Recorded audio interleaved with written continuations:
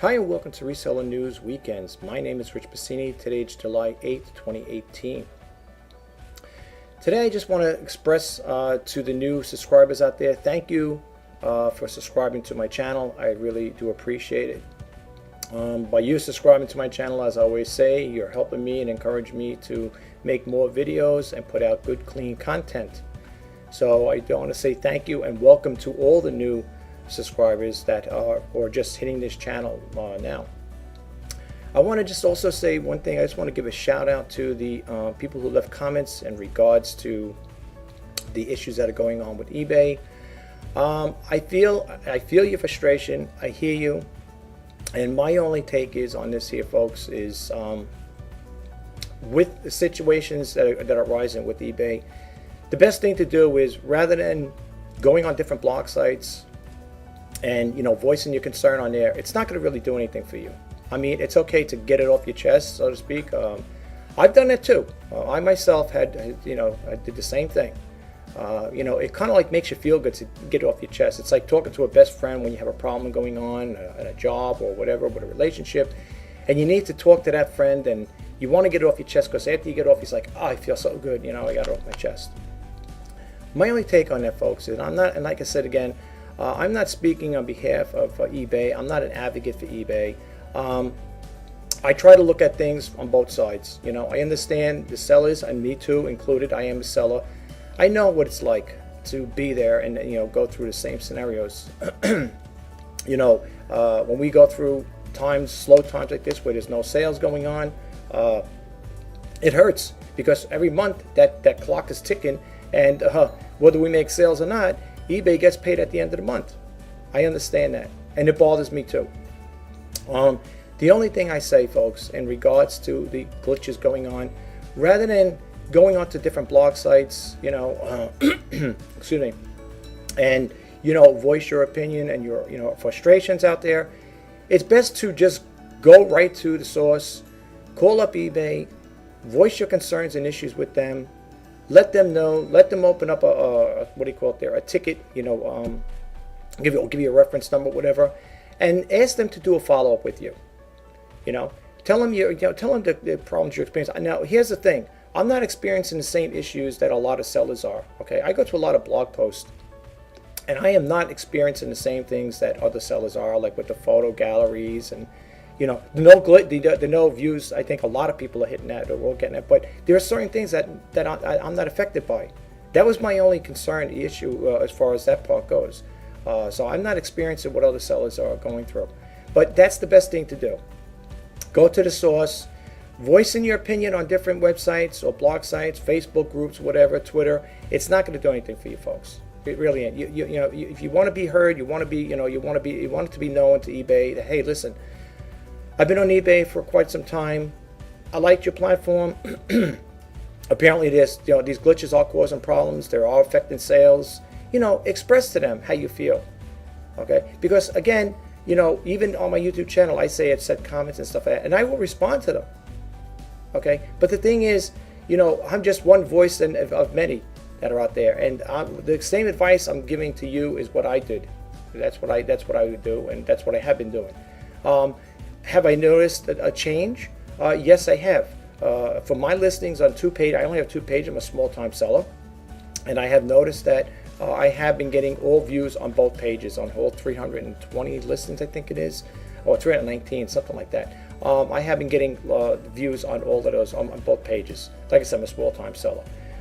I am not doing any more sourcing because for me right now to source, it's a waste of time and money. Because like I said again, this is a slow month apparently. I don't know, July they said it should pick up or whatever, but not for me. So far it's been kind of quiet, making a few sales here and there, but nothing to write home about. But anyway, I just want to share that with you guys out there. What I want to do is get into a different note with the Reseller News Weekend, is talk about some of the issues going on right now. And there's a story that fascinates me. I got it on one of my alerts from another reliable source, and it pertains to a person selling a 6-year-old McDonald's cheeseburger and fries. That's coming up. Stick around. Okay, folks. First one we're going to start with is e-commerce bites. And as many of you know who do follow me on this YouTube channel, I don't read everything verbatim. I try to keep it quick as possible so we could just move on to other topics. This story came out July 7th, 2018.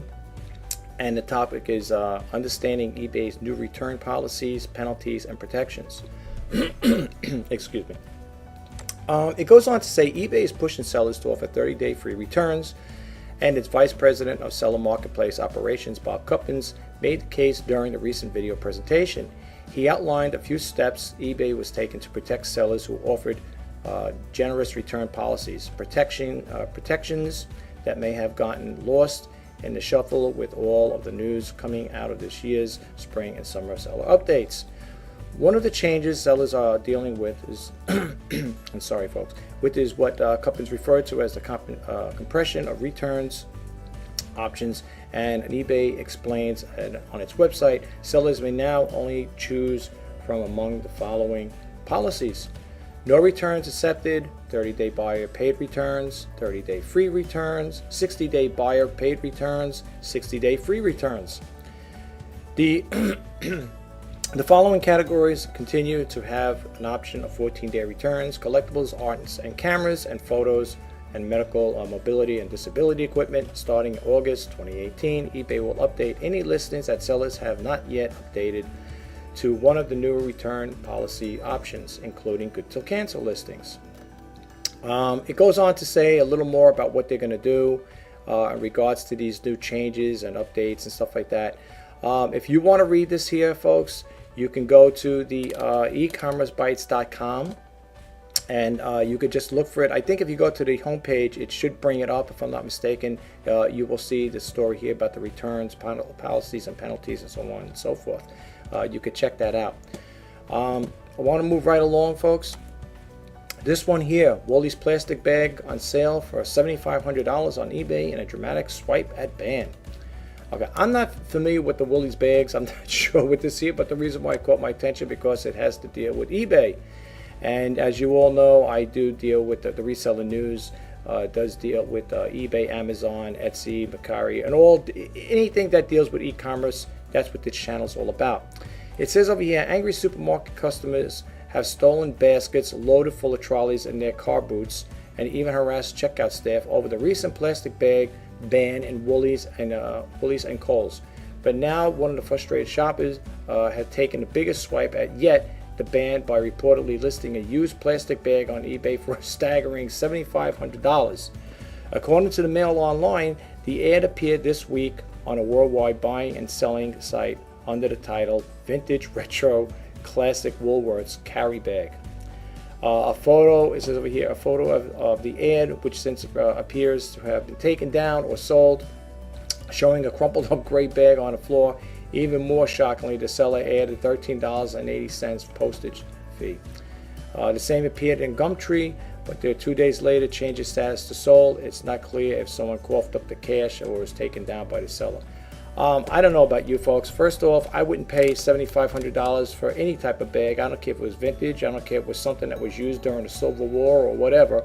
That is totally crazy stuff. But when it makes it get to the other story, you're going to think that's even more crazier, which we're going to do right now after I get this one out of the way.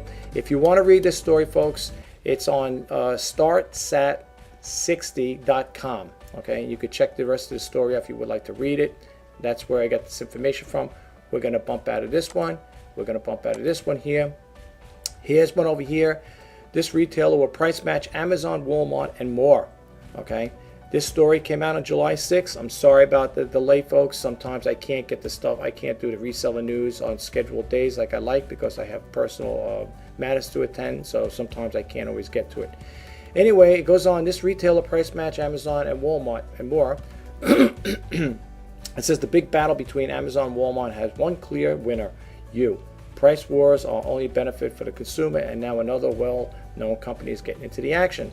The retailer is eBay, and it just unveiled that what's calling the best price guarantee. eBay will effectively beat prices of major online retailers like Amazon and Walmart in certain circumstances.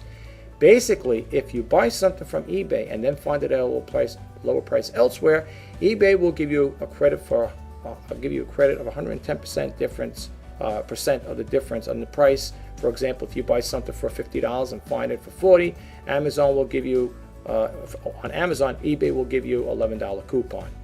eBay's new best price guarantee currently applies to new unopened items on eBay deals page.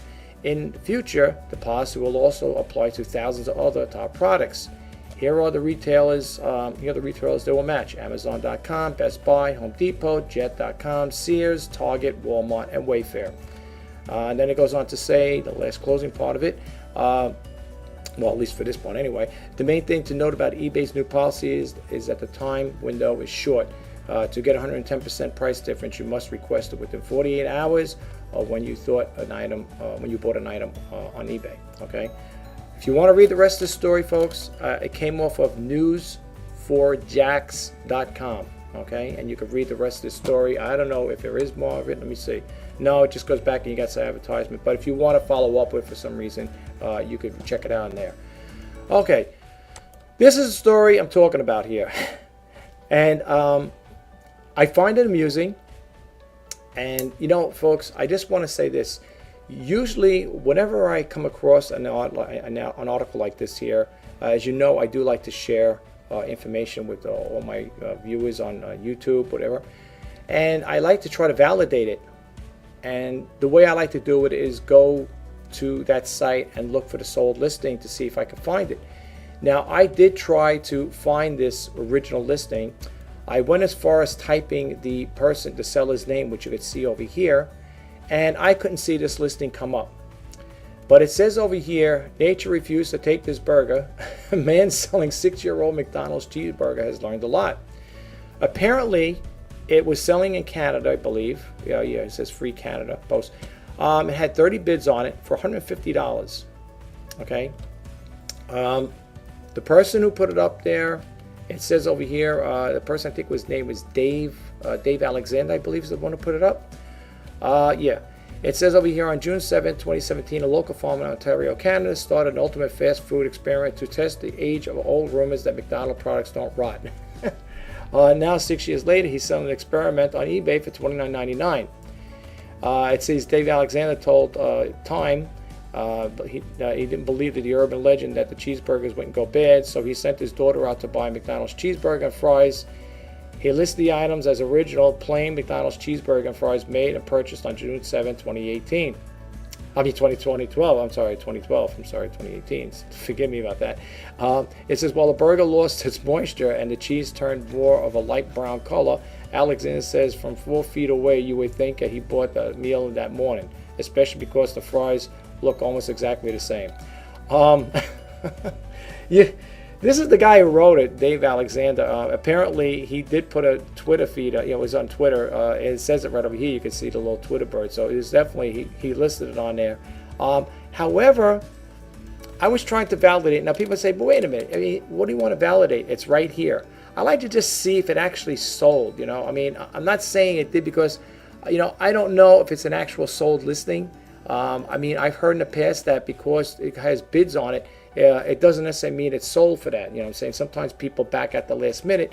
So I want to try to validate it. But when you click on other information with McDonald's, you end up getting things of this page. We'll jump over here now. I clicked on one of those hyperlinks, and it brought me to all the McDonald's stuff that you have here. Now, check this out right over here at the top of this line. 6-year-old McDonald's cheeseburger and fries, the cheeseburger fries, whatever, 0 results. You may also like. So here's the thing. Now, this is what I'm trying to get into. I'm going to try to relate to soon. I'm bumping out of that one for a second. Okay, as you can see here, it shows 0 results. Now, I'm going to bump out of this window. I want to just share this with you guys. Let me go over here. I'm back to ecommercebytes.com, of course, and it says over here, hi Ina, do you know why eBay has made it impossible to see original listing of an item that has ended? It's horrible. The see original item link on the listing has ended now takes you to a page that says the listing you're looking is no longer available. Check out this similar item we found for you. I understand what this person's saying. And then it goes on to say, I'm not looking for another item. I'm looking for the one that was originally listed. If I wanted to look for a similar item, I would use the search function. Thanks, regards. Now, here's what I want to show you guys. This little article right here off of East Commerce Bites really has me going here. And like I said, that's definitely, I can validate that. And I'll tell you why. When I go over here to the search categories, right, I click on over here by seller, okay, and when you scroll down where you put sellers, right, you put the name in. That's the exact name I put in there. Okay, this is live, folks. This is no smoke and mirrors. Watch what happens when I click it. Okay, this is, I wish I pulled the information. Now, maybe you could do it. I don't know if you could see as clear as I have. It says Sharon Robin. It's definitely a valid, eBay seller, I believe. Here, I mean, it looks like it to me, right? I tried to do the search. I copied the name of the seller, okay, right over here. And I did the search. I went to advanced search. Let's go one more time up again, as you can see. Advanced search, okay, and it's for today, right now, okay. So I scrolled down. I clicked over here, see by seller, and I'm scrolling down, and I have it over here. Sellers include the items from what, right? Okay. I put the name in there. I click on search. Okay. This is all live. It comes up with 0 listings. Okay. Make sure the words are spelled correctly. Try using different keywords. Remember the filters broken and stuff, whatever. Now, unless I'm doing something wrong, folks, I don't know. If anybody could just, you might be saying, okay, so what's the big deal if you do see original listing? I just want to see if it actually sold, because, I've seen that happen once before with the person's claim they sold was on another site. The person claimed that they sold something, or it sold, and then when you looked it up, it said the listing ended with no buyers. It didn't sell. So that's what I'm talking about. But apparently, if you look at this here, now this one here, if you go to time.com, you could read the rest of the story. This is a video, by the way, folks. Okay, this is a video, all right?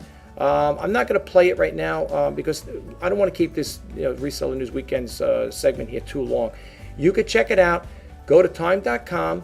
You'll see the story you're looking for is selling a 6-year-old McDonald's cheeseburger has learned a lot. And you could click this on. It'll talk a little about it. I know it's only like 47 seconds. People might say, "I want you to just play it," but I'd rather you do that there. I don't want to waste too much time with it. So that's basically what I wanted to share with you guys. I don't really have too much to talk about as far as that part goes. In relation to the search from e-commerce to eBay, yes, that's kind of odd. I'm going to bump out the screen right here. I don't know why. I don't know why that is. Normally, back in the day, I was able to look up a listing and see, what sold. And saying, or see at least see the original listing. Apparently, that one there showing had 30 bids and it was up at $150. That's what I want to see if it actually sold for $150. And furthermore, not for nothing, I don't know what a buyer would do with a 6-year-old cheeseburger and fries from McDonald's that was purchased 6 years ago. Makes no sense. Oh, 7 years, what did it say? 7 years ago? 6-year-old. Yeah, 6 years. I don't know what they would do with that. What are you going to do with that? I mean, is it a conversational piece? Are you going to put it in a glass case and say, "Hey, this McDonald's burger was purchased back, July 7, 2012." And what are you going to do with it? I mean, what are you supposed to do with it? But it just goes to show one thing, folks. It's just about anything will sell on eBay. I mean, seriously. I did a story a long time ago on weird things that sold on eBay. A jar of air. A snowball from upstate, I think it was New York, an Elvis Presley cup that had water in it from when he was at a concert. Someone took the cup with the water in there that Elvis drank at, and they supposedly sold it, and it was going on tour or whatever. Then they were taking that cup and going on tour with it, whatever, saying this is the actual cup that Elvis Presley drank out of. If you look back at, I don't know what video this is. This is going back to 574th video. I don't know which one it was, but it was. I know I did a segment on that there, and it was kind of interesting. It was basically like all the crazy things that sold on eBay, and you wouldn't believe the things that if you go further, if you just type on the bizarre things that sell on eBay, it's amazing. It really is. But it just goes to show you what sells. And now again, I don't know, if that actual cheeseburger and fries are sold on eBay or not. That's why I like to always validate it. I always like to have something to back me up, to back up with it when I do the stories, because I like to put out viable information, and I always like to have something to back it up to say, hey, But let me tell you, even though I don't have that information, as you can see, another company picked it up, so it's a valid story as far as I'm concerned. It does show you in eBay. It does show you the name of the person who's selling it. But it'd be curious to know if it really actually, they actually got $150 for it, because again, just because somebody has bids on it, it doesn't necessarily mean they're going to buy it. You know what I'm saying? I heard stories like that. People bid things. I had a relative that had bids on an item, and at the last minute, the person who had the highest bid canceled out.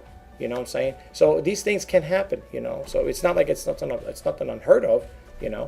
But anyway, folks, I know this is kind of a really short, cryptic, reseller news weekend segment here.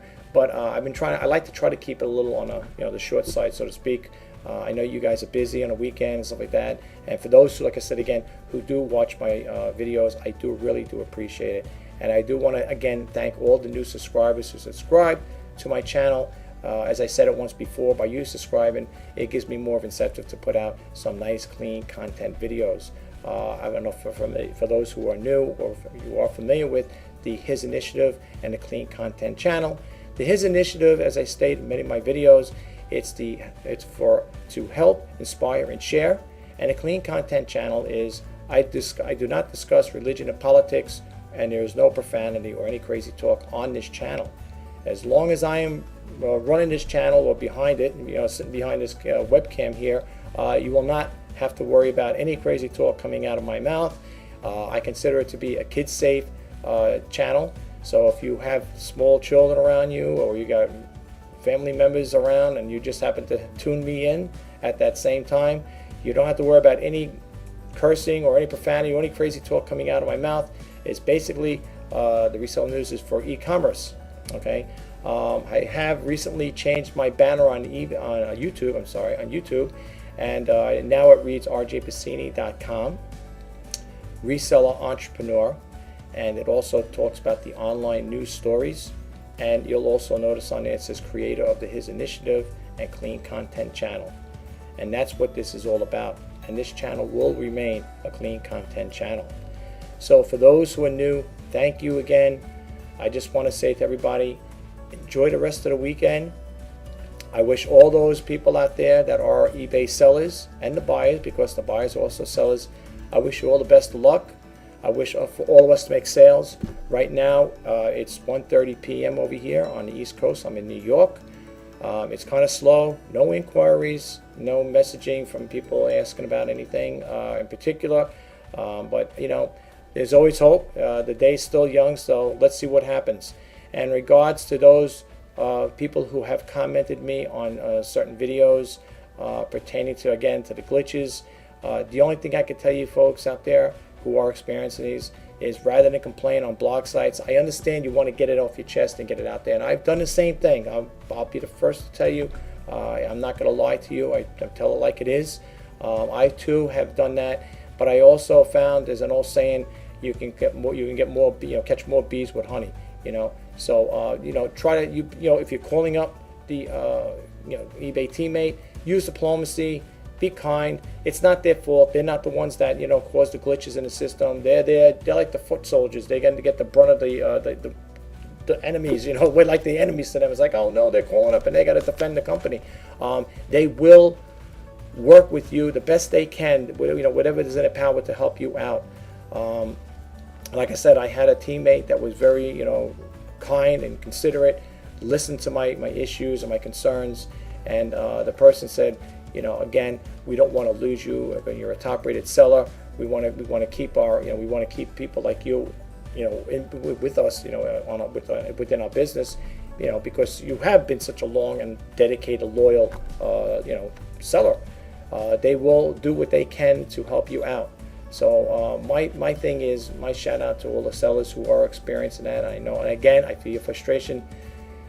Give eBay the benefit of the doubt, or I should say, at least the teammate players, the teammate players, teammate eBay reps a little, leeway, and try to be understanding. They're trying to do their best. I feel bad for them, to be honest with you.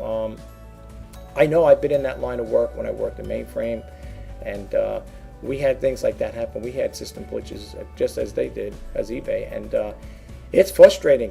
And we used to have in-house employees users, the developers, software engineers, and programmers, they would call us up and they would give us, peace of their mind when something was going down. But we always used to do is whenever we had a software upgrade or hardware installation, upgrades, we always send a broadcast message out to all the developers. And that, we used to military time we used. So we would let them know that, 1900 hours, the system will be coming down because we're doing software integration. And, we had a big IT infrastructure as well. Not as big as eBay, not as big as them, but we had thousands of users all around the world, international and US. And when we had situations like that, we would send a broadcast message out to all the developers, telling them at a certain time that the system will be coming down for software integration and to back up their files, or if not, they would lose them. And sometimes the developers, either they didn't adhere or they didn't read the messages that come up. I don't know, you cannot, because when you're working on a system, especially on a mainframe, we had what they call a TSO system, a time sharing option system, but they defined it by TSO1, TSO2. It was just the system we worked on. And you can't miss the broadcast message. When we initiated that, it went all over the United States and international. So if you were a person that avoided or evaded the situation, you didn't want to read it, or you turned your head for a split second because it doesn't stay up there for a long time, that's your fault. And sometimes the developers would not adhere to the time constraint, and what happened is they would lose all their data. And we had one time a guy came down. He was a developer and he was working on a program, and we were supposed to back up stuff on storage reels, the tapes. And sometimes we used to use what they call 3480 cartridges. They mind you of 8-track cassette plays. That's the type of size it was, and I gave you that idea. And he would come down. This guy came down one time. He's like, I had over a month's worth of work on it. And he goes, you guys, listen. We tell him, wait a minute. We didn't lose anything. If you don't give us the job, put it in production for us to make backup copies, that has nothing to do with us. We don't go into your system and your profile, and we don't sit there extracting information from you guys. That's something developers do. And if developers don't back up their storage or their program on a T-disk, what they call temporary storage on a disk, right? That's not our fault. So don't come down and start screaming and yelling at us and say you lost a month's worth of work. That's your fault. You didn't back it up. So you can't sit there and blame the mainframe operators because you lost your work. Look, I felt bad. We feel bad when we hit it. It didn't happen with me. It happened with another mainframe operator, and it was telling us the story. And it went through management. It went to the director of IT, and so on and so forth, because the guy was having a conniption. He was, blowing steam off his head. Saying, "What am I going to do? This could cost me my job." Well, what can I tell you?